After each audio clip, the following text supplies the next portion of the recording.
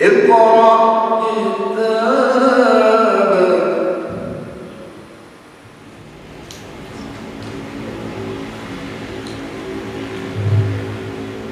أعوذ بالله من الشيطان الرجيم.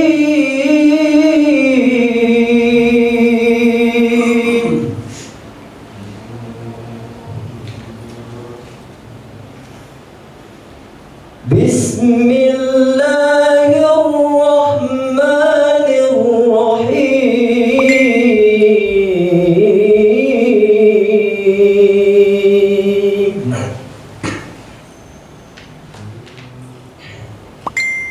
وآتاكم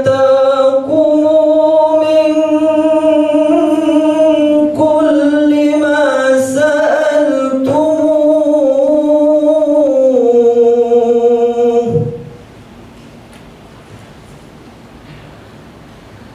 وإن تعدوا نعمة الله لا تحصوها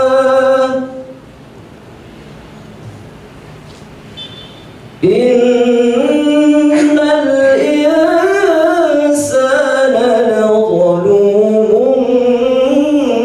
كفار.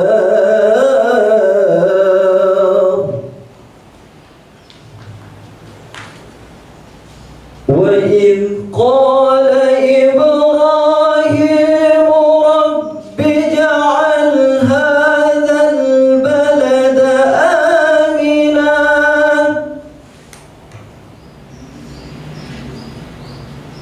رب اجعل هذا البلد آمنا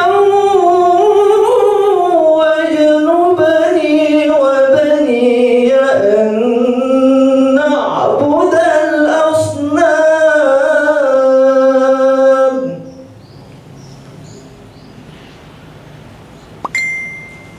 رب إنهن أضللن كثيرا من الناس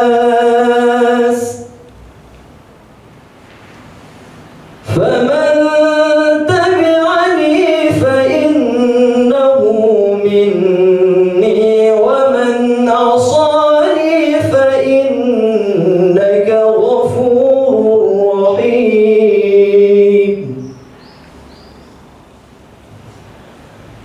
ربنا إني أسكنت من ذريتي بواد غير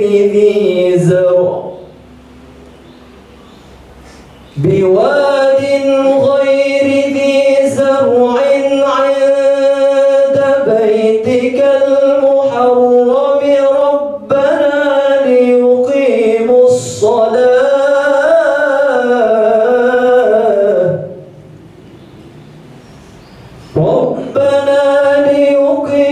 الصلاة فاجعل أفئدة من الناس تهوي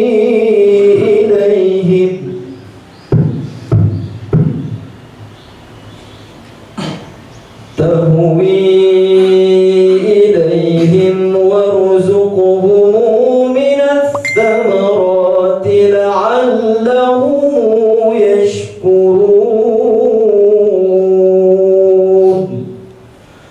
صدق الله.